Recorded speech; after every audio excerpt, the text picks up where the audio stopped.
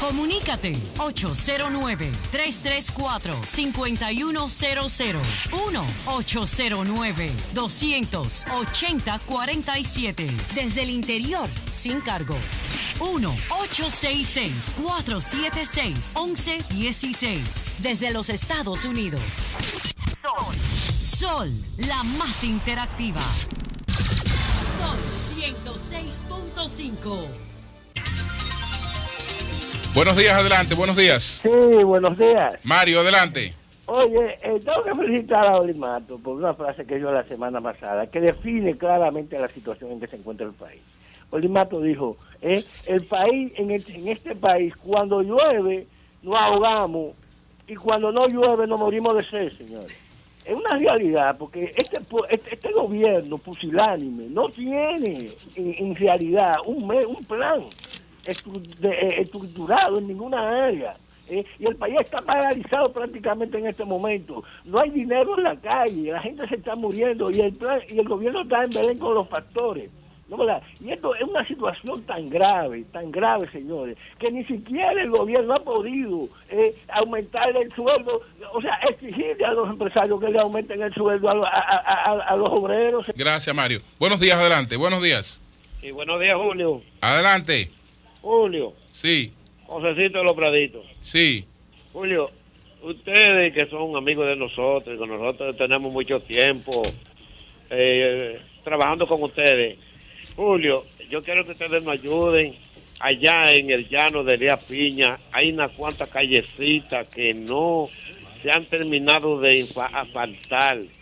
Y yo quiero que tú y Eury y Aníbal, ustedes que tienen las relaciones con el incumbente de obra pública, nos ayuden con esa callecita, la Sánchez y... Eso es en el llano de Elías Piña. El llano de Elías Piña, Julio. Y se hace un lodazal porque la limpiaron. Eso es cerca donde vivía don Jolo Ramírez. Exactamente, sí. Ahí vive... ¿Cuál es la principal figura pública de Elías Piña? El diputado. El diputado y el senador. El diputado de allá es Francisco. No. Francisco Botita. ¿Cuál es la principal figura que ha salido de Elías Piña? La principal. Tú dices de Elías Piña, no de los llanos, de Elías Piña.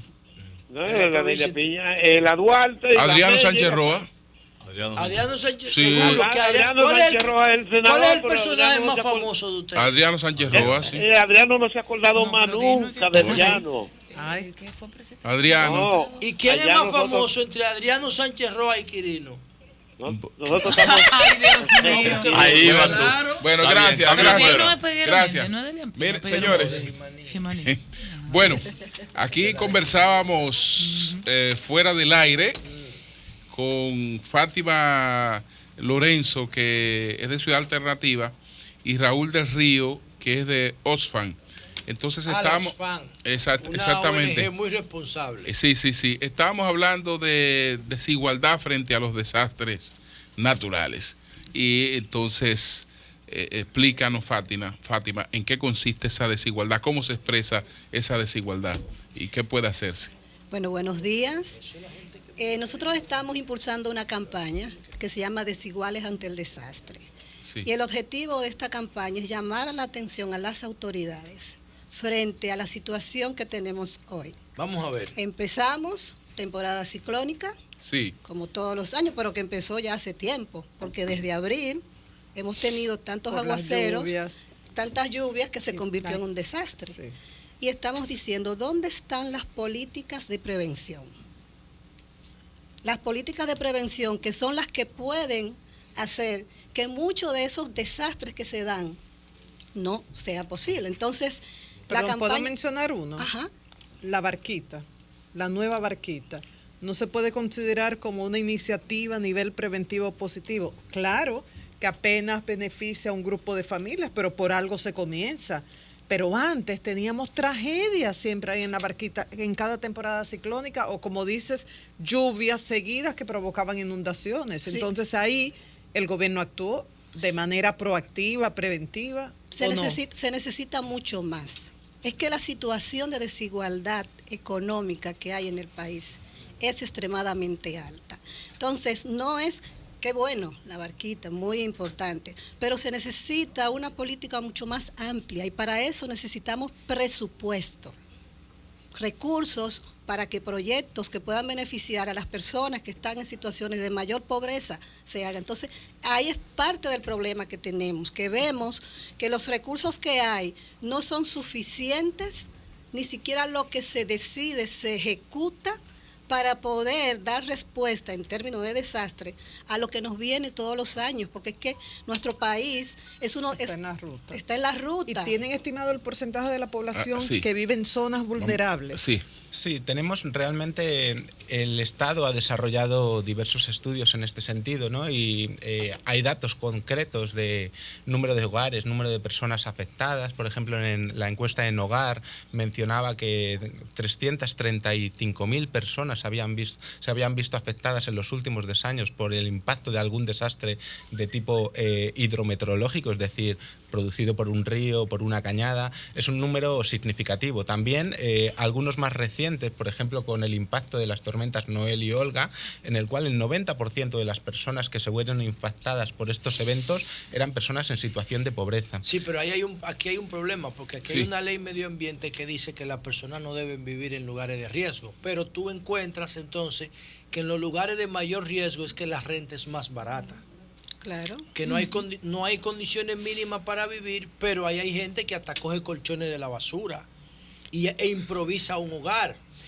¿Qué ustedes proponen para nosotros poder enfrentar esa situación tan crítica? Evidentemente, ¿Qué se ha hecho en otros países? Ahí es donde tenemos que tener una mirada más amplia, ¿no? Y ver esas condiciones de desigualdad. Amplia desigualdad. ¿Pudiera hablarse de desigualdad, por ejemplo, cuando una persona vende un pedazo de tierra que heredó de su padre en un campo y apuesta a venir a la ciudad a vivir en un sitio de alto riesgo, por ejemplo? ¿Eso es desigualdad? El análisis es empezando porque esta persona ha tenido que emigrar desde una zona rural a buscar alternativas de medios de vida al ámbito urbano, sabiendo que tiene que vivir en una zona de alto riesgo, en una zona en la cual no tiene unas condiciones de vida adecuadas, óptimas, sin acceso a agua, sin acceso a medios de saneamiento, pero se ve forzada a migrar dado que en el medio rural no se da la inversión suficiente para tener oportunidades que le permitan tener una vida digna. Ya documentada la situación y el por qué una lluvia natural se convierte en un desastre, ¿cuáles son, si se quiere, las estrategias de ustedes para convencer, en este caso, a las autoridades de que tienen que dar un giro a su política? Ya Fátima dijo algo muy importante. Dijo que hay que poner nuevos impuestos. Dijo ella. ¿Ella dijo eso? Ella dijo que faltan recursos, falta presupuesto, que los recursos no son suficientes. Pero a veces falta gerencia. Ella está diciendo que los ingresos del Estado no son suficientes, que hay que poner nuevos impuestos para resolver eso. Julio, a veces también falta gerencia y no solo recursos. Yo creo que estamos hablando de que hay que reorientar el presupuesto. Sí. Pues no más impuestos, Julio. Nosotros hemos hecho algunos estudios para ver de qué manera el presupuesto que hay tenga una mayor reorientación. ¿En qué sentido? Hemos ido identificando una serie de partidas que podrían suplir de recursos para esa política de mitigación. ¿Cómo cuáles, por ejemplo? Porque la educación es intocable. Ahí tenemos un 4% para la educación que es intocable. Tenemos pero entonces educar el medio ambiente, por ejemplo, es parte de... Primero es respetar la ley. Tenemos entonces sacar las personas que viven viven en áreas de alto riesgo. Eso es lo primero. Por ahí es que tiene que empezar. Eso lo queremos, pero lo primero es tener los recursos para sacarlo. Eso es lo primerito. Sí, tenemos que tener entonces tenemos que tener los recursos para sacarlo. No que se muden ahí, Julio. Bueno, pero ya están ahí. Ahora hay que tener los recursos para sacarlo. Entonces, ¿de dónde sacaríamos esos recursos? Bueno, una vía podría ser ver cuál es el personal que tiene el Estado, el gobierno. Es decir, el personal. Hay una reducir la nómina pública. Eso aumentaría el desempleo y entonces te crearía otro problema. Podría ser una de las vías donde pudiéramos recuperar recursos para una tarea tan importante como es la mitigación de desastre que afecta a más del 60% de la política. Población. Yo ahí estoy de acuerdo con ustedes. Sí. Nosotros vivimos promoviendo la cultura y la prevención. Aquí no tenemos, porque no solamente las personas que viven en riesgo, es que nosotros dependemos del turismo. Sí. Y la infraestructura hotelera por naturaleza debe ser frágil. Porque tú no vas a traer un turista a meterlo entre 4 paredes, tienes que ponerle techo de cana, acceso a mirar a la playa, y todas esas estructuras son muy frágiles. Cuando viene un huracán se lleva todo eso. Entonces, aquí no hay una cultura de la prevención. Nosotros no tenemos un ministerio de prevención. Nosotros lo que tenemos es un comité de operación de emergencia que se configura cuando hay una emergencia. O sea, no tiene incluida la prevención dentro de su plan. ¿Osfan tiene tiene algún modelo, algún país que uno pueda mirar como modelo en ese sentido? Realmente hay muy buenos ejemplos en la región, dado que el contexto climático es similar y de afectación por amenazas. En el caso de República Dominicana sí existe un marco normativo. Existe un marco normativo en el cual están pautadas las responsabilidades y los lineamientos para trabajar la prevención. Lo que pasa es que no existe una voluntad política de implementación. Lo que el Estado invierte en prevención es muy reducido comparativamente con lo que hace el Estado en materia de emergencia, es decir, una mirada reactiva de los desastres. Por eso entendemos desde Oxfam que los desastres muchas veces no son naturales, son políticos, en el sentido de que hace falta una mirada mucho más estratégica, mucho más reactiva desde los gobiernos para anticiparse a que estas situaciones que estamos conversando y que son conocidas por todos y todas nosotras se reproduzcan. Me dijo que hay varios modelos. Sí, realmente podríamos encontrar con experiencias recientes que se han visto impactadas por desastres, el terremoto de Ecuador el pasado año, en el cual la pérdida de vidas humanas y la propia respuesta del Estado fue mucho menor por las políticas preventivas que se habían dado por el gobierno. En Chile, con un terremoto también, y en varios terremotos. Chile tiene una cultura tiene una cultura, sí. Y más cercano a nosotros también la experiencia cubana, en el cual son líderes punteros en términos de afectación por huracanes. Pudiera Tú no referirnos querías modelo, tú no querías ejemplo, Julio. Coge ahí, te puso el caso de Cuba. Porque una de las... Lo primero es evitar que la gente viva en zona vulnerable. Una de los principios de los liberales dominicanos, ¿no? Entre lo que yo me agrego. No. Entre los liberales positivistas, de los liberales positivistas, es que todo tiene que estar en el orden del progreso. Nosotros queremos orden, pero queremos orden con libertad.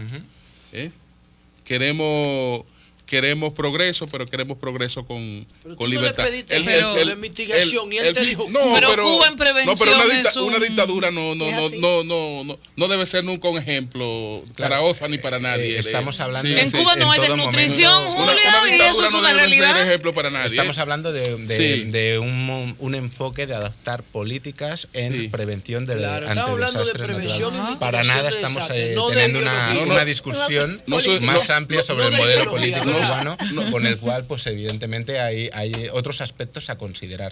¿Cómo no? Bueno, pues muchas gracias. Algo que agregar, Fátima. Bueno, estamos llamando a toda la ciudadanía. Yo quiero hacer una pregunta final. Sí. Mire. No, pero espérate, que yo estaba diciendo un llamado. Que haga el llamado para el cierre, ¿no? Ok, está bien. Después del llamado ya se acabó todo. Ok. Nosotros tenemos aquí los peores indicadores demográficos. Lo tenemos aquí en el quintil más pobre, en el primer 20% más pobre de la población. O sea, nosotros tenemos la mayor tasa de natalidad y 34,000 menores de edad pariendo. Cada año en República Dominicana nacen hijos de embarazadas menores de edad, 34,000 por año. Y eso se agrava con las haitianas que vienen a parir aquí y comparten el mismo espacio de hacinamiento, de marginalidad y de riesgo que ustedes están aquí denunciando hoy. O sea, además de decirle al gobierno que resuelva el problema de los que viven en riesgo y hacinamiento, no podemos abordarlo desde el punto de vista de prevenir esos indicadores de natalidad desbordados sin planificación ahí, porque no solamente planificar los desastres naturales, prevenirlo. ¿No podemos prevenir también esos nacimientos implanificados que generan tanta pobreza? No. Bueno, tú sabes que necesitamos políticas públicas integrales. Obviamente, abordar el tema de la pobreza en el país implica darle respuesta a todos esos indicadores que nos dicen. ¿Usted está de acuerdo con el aborto y la planificación familiar? Yo estoy de acuerdo con la planificación y con el derecho a decidir de las mujeres cuando se sienten en una situación de riesgo. Claro que sí. Yo estoy de acuerdo. Bueno, iba a ser un llamado final. Claro. Es que es una visión progresista integral. El llamado que ibas a hacer, Fátima, cuando todo. Bueno, sí queremos patinó un poco, pero no, le costó trabajo, pero lo dijo. Buscó las palabras adecuadas. Exactamente. Fátima, no. Porque cuando hablas de aborto así, porque mira, las personas que defienden los derechos de las mujeres somos acusadas de ser proaborto, asesinas. No. Entonces, como dice Fátima, no es que uno defienda el aborto, el derecho de una mujer a escoger. Que hay una gran diferencia, señor diputado. Y creo que también sobre este tema vale la pena resaltar que hay que tener una mirada científica, hay que tener una mirada de cumplir los compromisos que República Dominicana como Estado ha ratificado con instancias de Naciones Unidas. Sí. El aborto por 3 causales es una medida que está implementada por un gran número de países. Solamente hay 3 países que no han asumido eso. República Dominicana. Ni Haití tiene una política. Muchas gracias, señores, muchas gracias tanto a Fátima Lorenzo de Ciudad Alternativa como a Raúl del Río de Oxfam. Cambio y fuera.